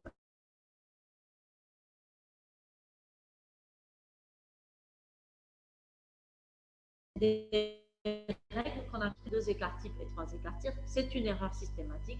Donc, dans ce cas-là, il faut arrêter, bien sûr, donc elle est inacceptable, arrêter l'analyse et détecter les erreurs.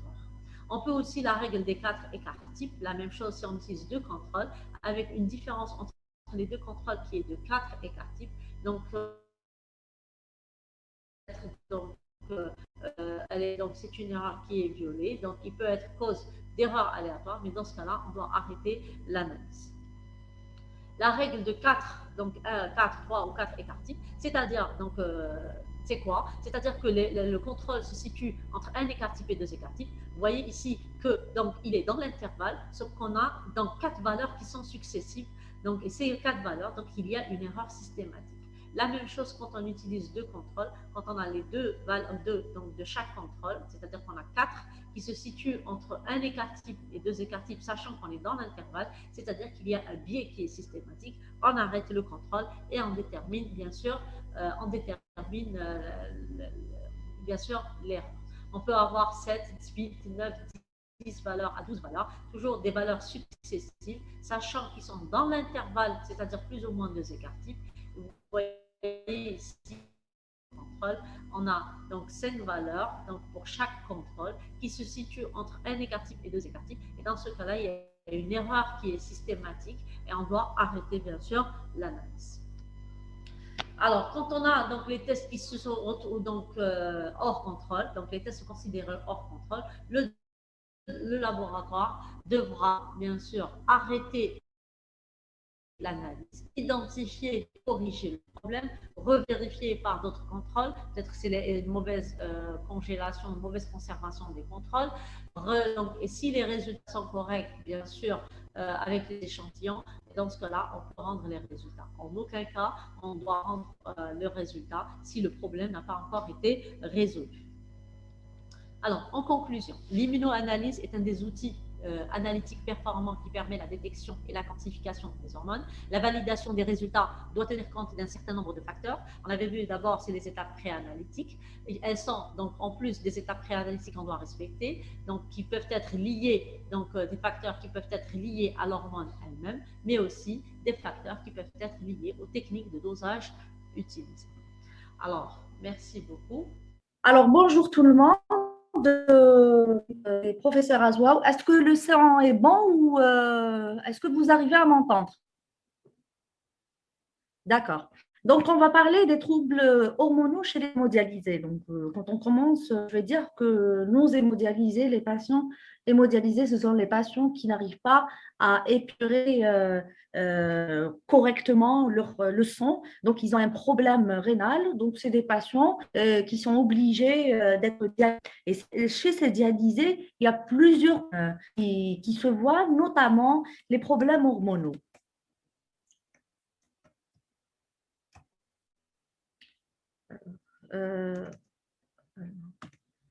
Alors, je vais commencer premièrement par le premier cas. Il s'agit de monsieur M qui est âgé de 40 ans, hémodialysé depuis 10 ans, marié depuis 5 ans, il consulte pour une stérilité. Alors, chez les il y a plusieurs. Le problème,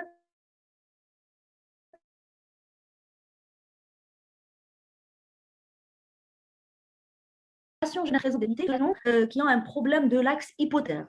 L'altération de l'axe hypothalamo-hypophysaire est très constante chez les patients hémodialysés. Ce sont des problèmes qu'on voit régulièrement.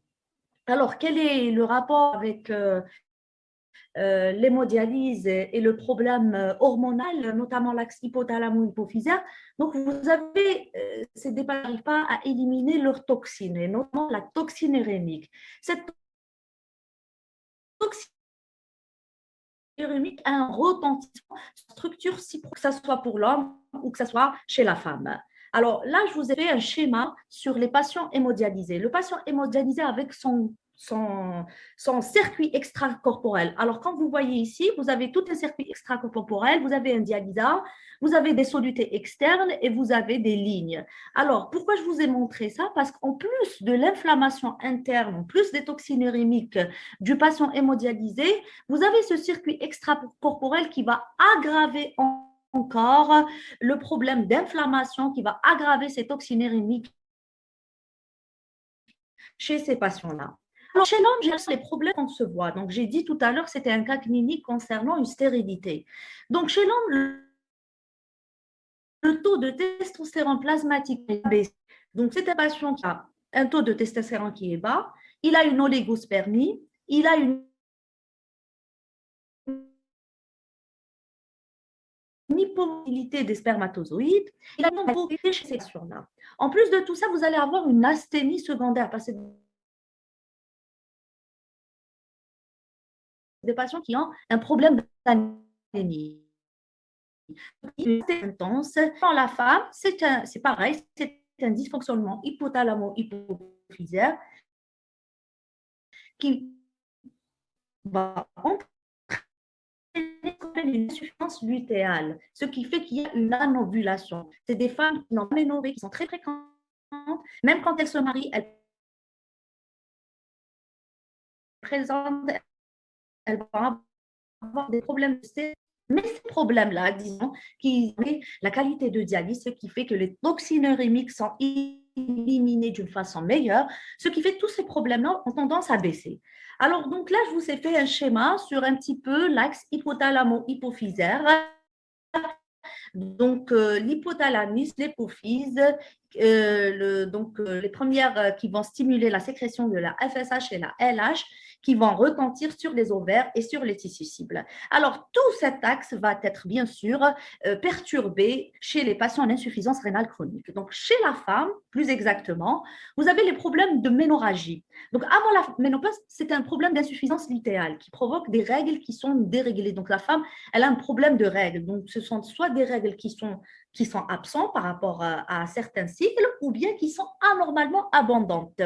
Et d'autant plus, vous avez le problème de l'anémie, donc ça va aggraver encore le processus d'anémie. Tout à l'heure, je vous ai fait le schéma où on a tendance à avoir besoin d'une circulation extracorporelle. Donc, c'est des patients qu'on est obligé d'anticoaguler. Donc, cette anticoagulation va aggraver encore plus. Si la patiente présente des métrorragies, elle va aggraver encore.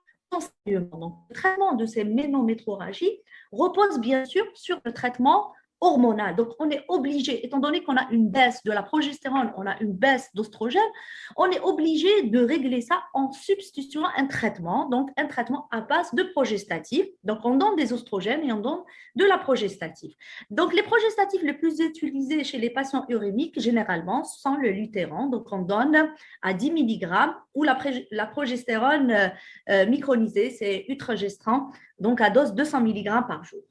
En plus, donc, on donne une substitution à base de progestatif, mais il faut donner aussi de l'oestrogène. Donc, cliniquement, vous avez une sécheresse vaginale, une dyspareunie, c'est-à-dire ce sont des douleurs au cours du rapport sexuel, une baisse de la lipido. Donc, soit on donne ce qu'on appelle des gels qui vont essayer de diminuer cette sécheresse vaginale. Donc, on donne bien sûr de l'oestradiol ou par voie vaginale, transdermine ou une application locale.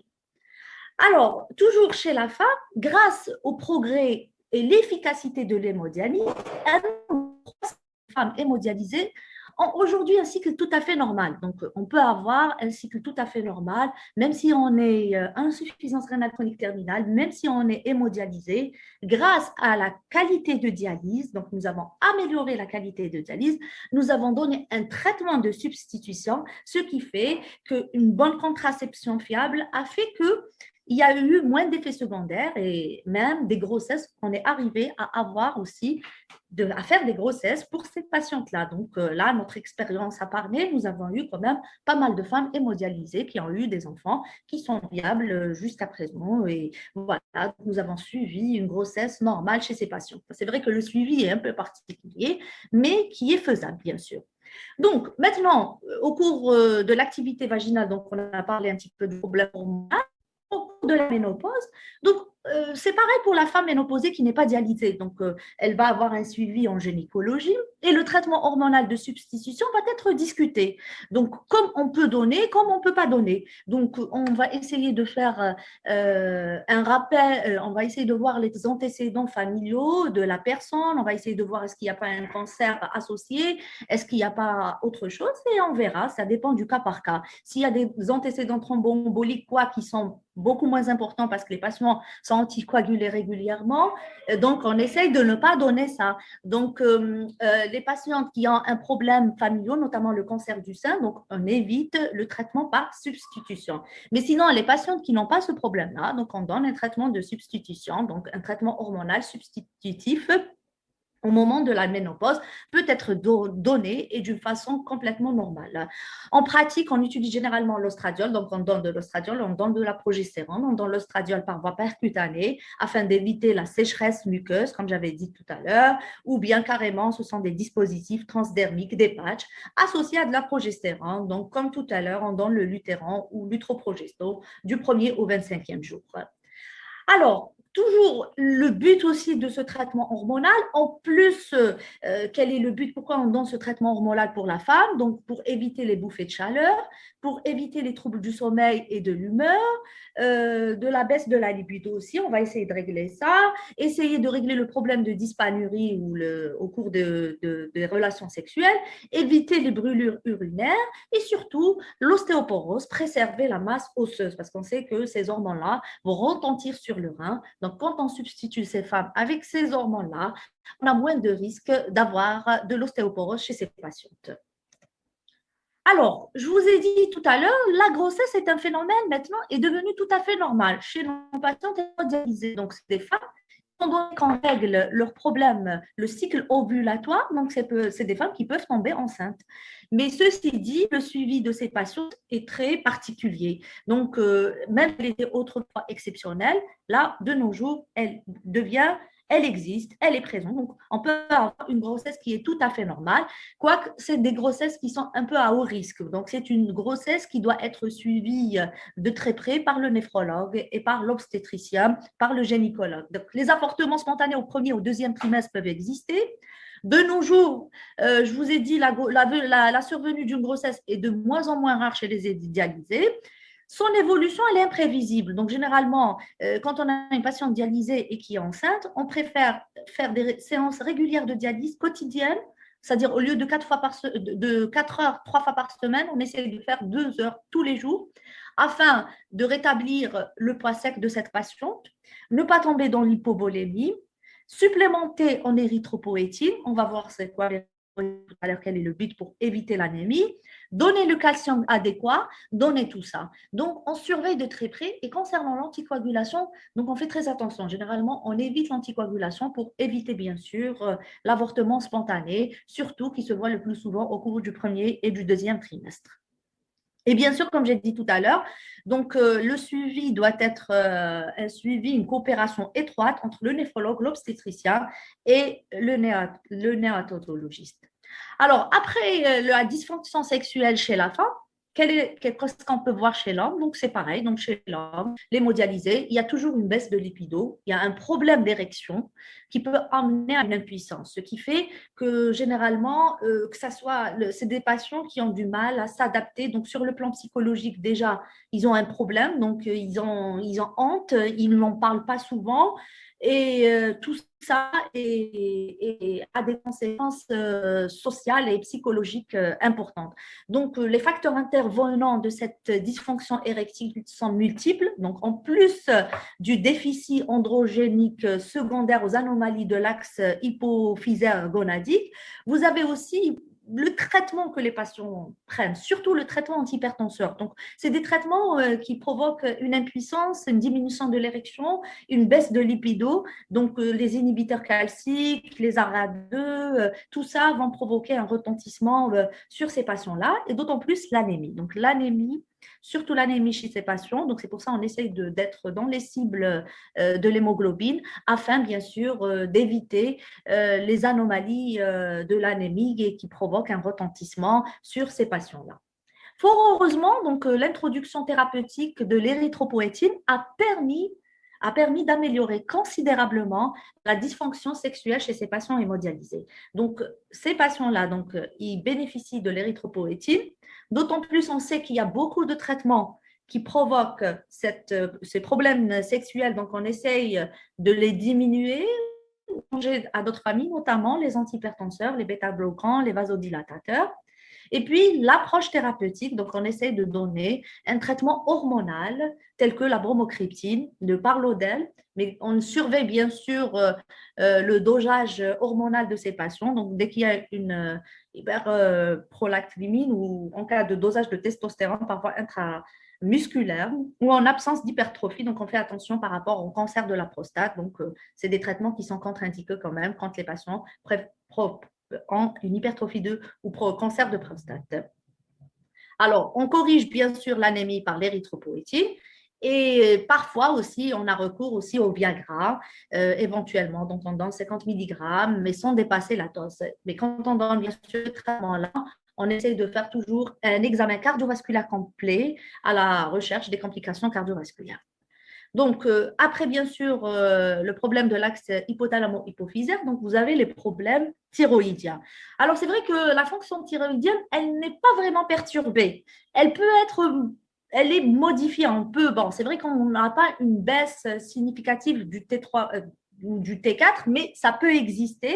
Elle est légèrement diminuée, mais il n'y a pas de retentissement sur le TSH. Mais ceci dit, sur le plan clinique, on remarque que ce sont des patients fatigués. Donc, c'est une hypothyroïdie clinique qui peut se voir généralement. Elle s'observe beaucoup plus chez les patients qui sont diabétiques, les patients âgés, les patients immunodéprimés. Mais sinon, généralement, le problème thyroïdien n'est pas très important chez ces patients-là. Alors, concernant les glucides, donc, on revoit ça beaucoup plus chez les patients diabétiques. Donc, même les patients, donc, généralement, qui n'ont pas de diabète, ils font le plus souvent une intolérance au glucose, ou les patients diabétiques font vraiment une résistance à l'insuline, ce qui fait que vous allez avoir des taux d'insuline qui sont très élevés. On sait que l'hyperinsulinisme peut aussi, donc les dernières études ont prouvé que l'hyperinsulinisme provoque des complications cardiovasculaires. Donc, ce sont des patients à risque, ce sont des patients qui font des complications cardiovasculaires parce que les patients hémodialysés, la première cause de décès chez ces patients, c'est des complications cardiovasculaires. Donc, c'est des patients qui ont tendance à faire de l'athérome accéléré suite à l'intolérance au glucose, à la résistance à l'insuline. Et on fait très attention à ces patients-là parce que nous, quand on dialyse les patients, nous avons un bain de dialyse qui n'est pas doté de glucose. Ce qui fait qu'on surveille de près les patients qui prennent de l'insuline, on surveille leur glycémie régulièrement parce qu'ils font des chutes aussi. Au cours de la dialyse, ils font des baisses de glycémie. Mais ceci dit, on peut voir, il y a d'autres, bien sûr, à l'étranger, ailleurs, en Europe, aux États-Unis, le bain de dialyse est muni de glucose. Donc, on donne un bain adéquat aux patients. Si c'est un patient qui a une hyperglycémie et qui prend de l'insuline, on le dialyse quand même avec un bain qui a du glucose. Et si c'est un patient qui est tout à fait normal, donc on ne met pas de glucose dans le bain de dialyse. Alors, sur le plan lipidique, on sait que aussi il y a des altérations du métabolisme lipidique. Donc, ce qui aggrave, c'est un facteur important de l'athérome, donc l'aggravation de l'athérosclérose. Donc, c'est des patients qui ont un problème lipidique, donc c'est des patients qui ont tendance à faire une hypertriglycéridémie. Concernant le cholestérol, après plusieurs années de dialyse, voire de longues années de dialyse, les patients ont tendance à faire une hypocholestérolémie. Et généralement, on surveille de près ces patients-là. Quand ils font une hypocholestérolémie, ce sont des patients à risque de complications cardiovasculaires. Et le pronostic vital, le plus souvent, il est mis en jeu parce qu'il y a une dénutrition qui s'associe. Donc, on garde toujours à l'esprit que les patients hémodialysés, ce sont des patients qui font beaucoup de problèmes de cholestérol. Donc, les premières années de dialyse, ils font une hypercholestérolémie et au cours, après plusieurs années de dialyse, ils ont tendance à faire de l'hypocholestérolémie. Concernant l'hypertriglycéridémie, bien sûr, donc on sait que c'est un facteur de risque de complications cardiovasculaires. Donc, lorsqu'il existe cette hypertriglycéridémie ou cette hypercholestérolémie, bien sûr, il faut traiter ces patients-là. On donne bien sûr des fibrates et des statines, tout en surveillant les CPK parce qu'on sait par rapport à la lyse musculaire. Donc, on est très prudent pour les patients. Alors, les symptômes ou je dirais les problèmes, les complications chez les hémodialysés, le problème qui pose beaucoup de soucis, c'est le problème de l'anémie. Donc, la plupart de nos patients, ce sont des patients qui présentent une baisse ou carrément un déficit de l'érythropoïétine. Donc, la formation, on sait que la formation des érythrocytes dans la moelle osseuse est un processus dépendant de l'érythropoïétine qui dure 7 jours. Alors, l'anémie chez les patients en insuffisance rénale chronique et notamment chez les hémodialysés, elle est multifactorielle. Mais le numéro un de ces problèmes, c'est le déficit en érythropoïétine. Une inhibition de l'érythropoïèse, mais aussi il y a d'autres facteurs, notamment l'inhibition de l'érythropoïèse qui est induite par l'urémie, il y a la diminution de la durée de vie des globules rouges et il y a le déséquilibre de l'homéostasie du fer. Mais beaucoup plus, donc la synthèse de l'érythropoïèse, elle est complètement, je dirais, basse ou carrément, il y a un déficit en érythropoïétine très important. Alors, l'hypothèse physiopathologique actuelle qui explique la diminution de la synthèse de l'EPO dans l'insuffisance rénale, c'est dû à l'installation, parce qu'on sait que l'érythropoïétine, elle est synthétisée au niveau des cellules interstitielles. Ces cellules interstitielles qui constituent le rein. Donc, dans le cadre de fibrose rénale, dans l'insuffisance rénale chronique terminale et beaucoup plus chez les hémodialysés, allez avoir une fibrose rénale générale. Cette fibrose rénale va provoquer une mort des cellules interstitielles, ce qui fait qu'il n'y a pas de synthèse de l'érythropoïétine. Alors, quel est le traitement qu'on propose chez ces hémodialysés? Je vous donne un cas clinique. Donc, c'est un patient âgé de 70 ans, aux antécédents d'un diabète, hémodialysé depuis plus de 10 ans sur néphropathie diabétique. Le taux d'hémoglobine chez ce patient est de 9,5 grammes.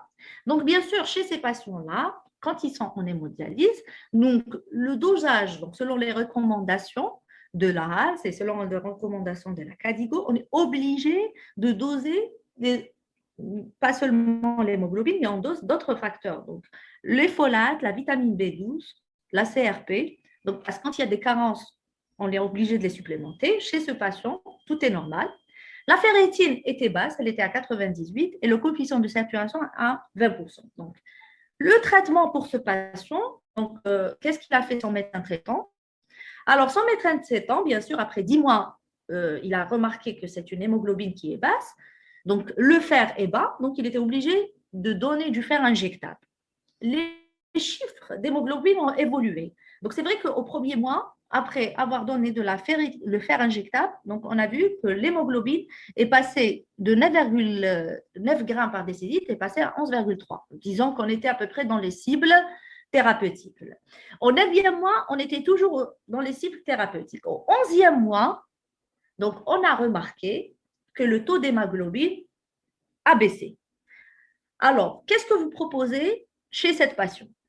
Est-ce qu'on débute ASE, ce sont l'érythropoïétine artificielle. Est-ce qu'on reprend le fer? Est-ce qu'on donne de l'érythropoïétine, les agents stimulants de l'érythropoïèse et reprend le fer? Est-ce qu'on transfuse ou ne rien faire? Donc, tout en sachant que c'est un patient qui a reçu du fer, donc les réserves de fer sont pleines. Donc, dans ce cadre-là, quand le patient ne répond plus au fer injectable et quand on sait qu'on a rempli, que la ferritine dans le corps est correcte, là, on est obligé de débuter les agents stimulants de l'érythropoïèse ou de l'érythropoïétine. Donc, l'érythropoïétine, elle existe chez nous. Donc, il y a plusieurs formes d'érythropoïétine. Donc, c'est un traitement de substitution qu'on donne aux patients pour maintenir un taux d'hémoglobine qui est un taux d'hémoglobine normal. Alors, après le problème de l'anémie qu'on voit chez les patients hémodialysés, qu'en est-il de la PTH ou de la parathyroïde?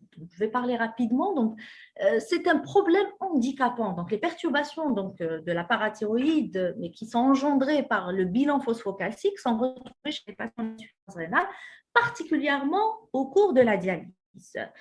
Donc, on arrive à des patients qui présentent des tableaux d'ostéodystrophie rénale avec un retentissement sur le squelette, des douleurs, des déformations, des fractures. Donc, c'est très handicapant pour les patients. Donc, les patients sont dialysés après 10 ans de dialyse. Donc, si la PTH n'est pas réglée chez ces patients ou la parathyroïde, donc on va avoir un retentissement incroyable. Donc, ce sont des patients qui sont complètement déformés et la déformation touche tous les membres. ils ont des douleurs très importantes, ils ont même des fractures pathologiques. C'est des fractures qui sont spontanées, sans cause évidente. Donc, c'est très handicapant pour ces patients. En plus de ces déformations et de ces fractures, vous allez avoir des calcifications du tissu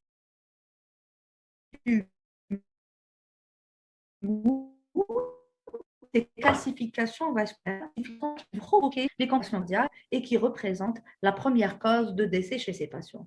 Alors, qu'est-ce qui se passe chez le patient hémodialysé, chez le patient qui a ce problème de PTH? Donc, tout commence à partir du rein ou quand il est endommagé, un rein qui ne fonctionne pas, donc il y a une augmentation de l'excrétion qui ne peut pas excréter le phosphore par voie rénale, ce qui fait qu'il y a une augmentation du taux du phosphore dans le sang. Ce taux de phosphore dans le sang va stimuler la synthèse de la PTH au niveau de la glande parathyroïde pour avoir un feedback négatif sur ce phosphore pour augmenter l'excrétion rénale du phosphore. Mais entre-temps, vous avez aussi, dans le cas d'insuffisance rénale, vous avez une baisse de la synthèse de la vitamine D.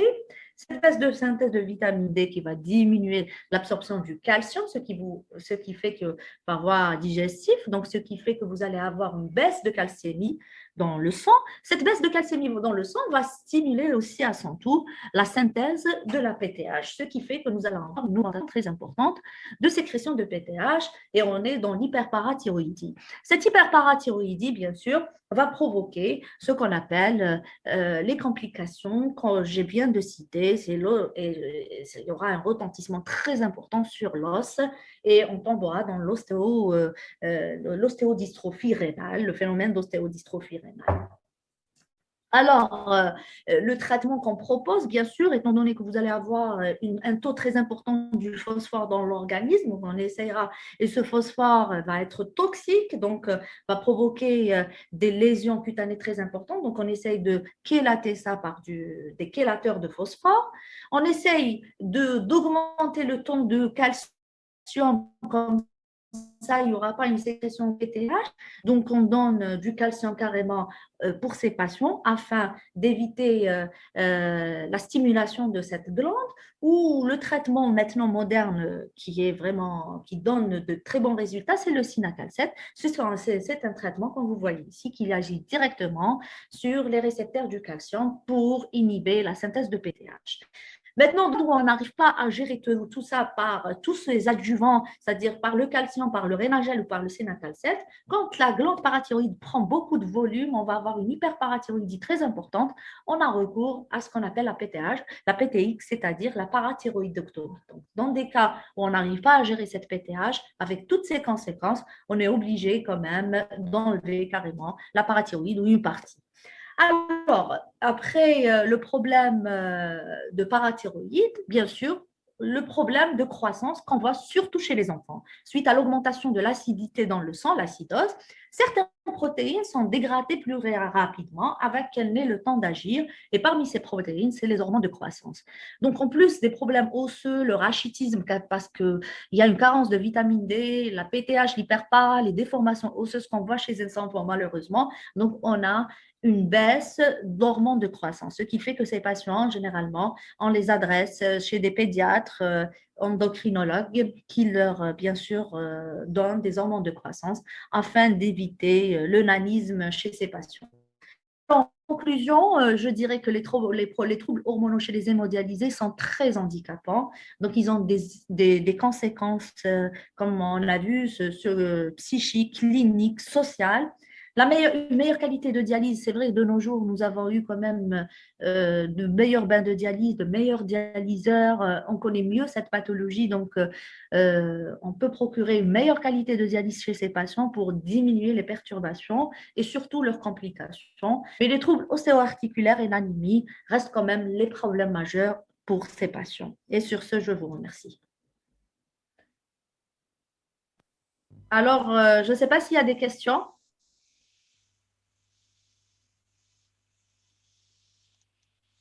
Vous avez des questions? Alors, on ouvre le débat, s'il vous plaît. Donc, s'il y a des questions…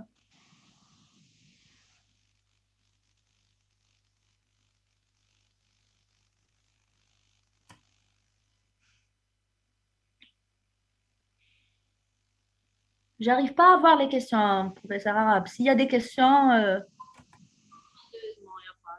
Tout le monde vous remercie pour votre il n'y a présentation. pas. Il y a une très bonne. Donc, votre présentation est excellente. Et je pense que tout le monde a aimé votre présentation de par vos explications, surtout au niveau des troubles hormonaux euh, rencontrés chez les bébés. Alors, est-ce que vous avez des questions? Merci. Alors, est-ce que concernant la première communication aussi, vous avez des questions concernant les milieux biologiques? On attend vos questions.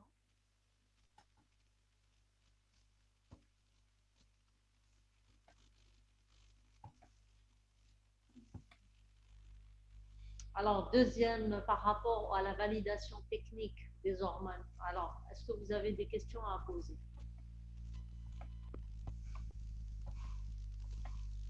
Je pense qu'il n'y a pas de questions. On va vous partager les documents via le Zoom. On va tout de suite le faire. Je pense, professeur Azoua, je ne sais pas si je peux. Vous pouvez le faire? Je ne sais pas comment je dois faire. Il faudra juste, Ah, vous n'avez pas je ne les. sais pas, Vous n'avez pas les. enregistrer. Je mets enregistrer. Il faut aller vers Si je, fichier. attendez, parce que le Vous allez fichier. vers fichier. Ah, fichier, oui. Après,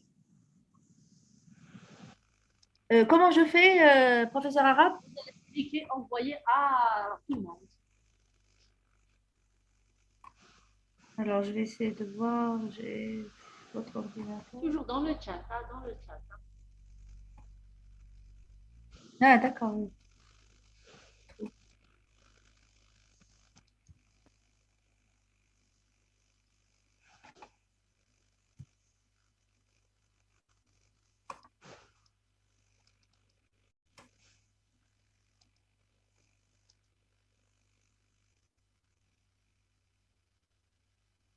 Alors, je suis en train d'envoyer la première communication. Alors, voilà, donc c'est réussi. Donc, vous avez donc, le premier document concernant le. Cliquez sur fichier, professeur Azour. Ensuite, vous avez votre ordinateur. Ouvrir, c'est bon. Voilà, très bien. Normalement, c'est envoyé. Voilà. Dire ce que vous avez envoyé. Alors, on a envoyé pour validation des techniques en hormonologie. Donc, aussi, c'est réussi.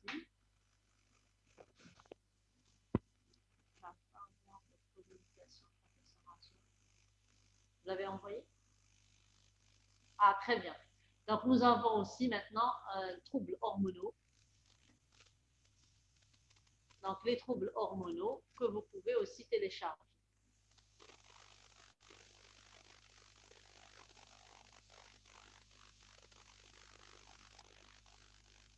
Alors, vous avez les troubles hormonaux aussi que vous pouvez aussi charger.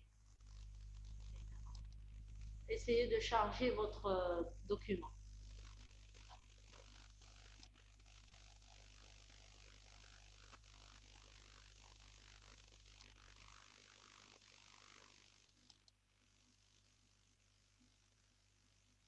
Essayez de réenvoyer, professeur Azour, parce que là aussi, moi aussi, j'arrive pas à charger. Je l'ai envoyé, non? Non, essayez de réenvoyer.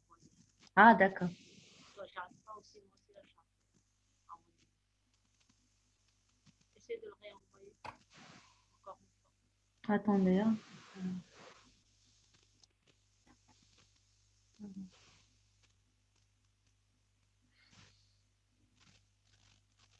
Vous allez les recevoir sous forme de documents que vous allez appuyer et vous allez télécharger.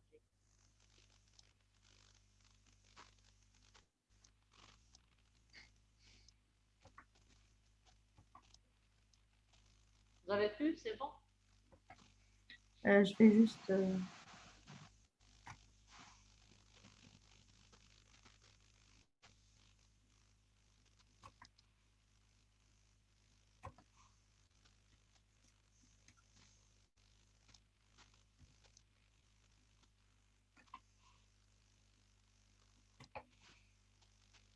Est-ce que tout le monde a reçu les 3 documents? Est-ce que vous avez tous reçu les 3 documents? Non. Alors qu'on a envoyé tous les documents. Vous allez sur chat et vous allez retrouver vos documents. Ils ont reçu. Ils ont reçu, professeur arabe. Je ne sais pas, moi, alors, pour les troubles hormonaux, je n'arrive pas à charger. Moi, je n'arrive pas à charger le document.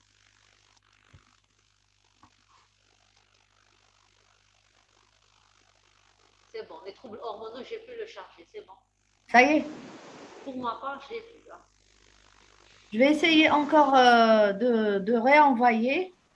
C'est encore de mon côté le réenvoyer. Alors, comment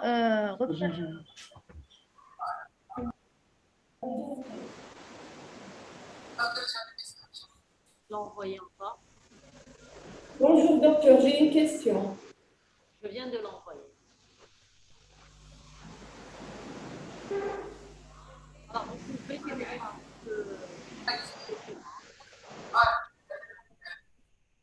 la reçu. Vous l'avez reçu. Professeur arabe, Oui. comment je... Ça y est, j'ai envoyé, c'est bon. Ah, ça y est, j'ai envoyé. D'accord.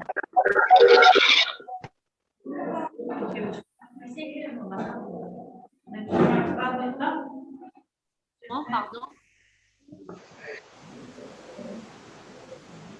Vous l'avez reçu à Tiares? Oui. Merci, madame.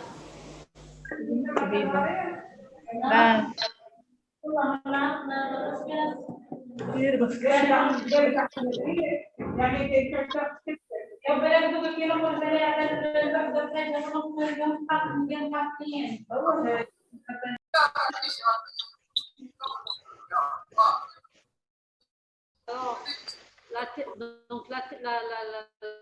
la formation est terminée. Alors, nous avons partagé les documents.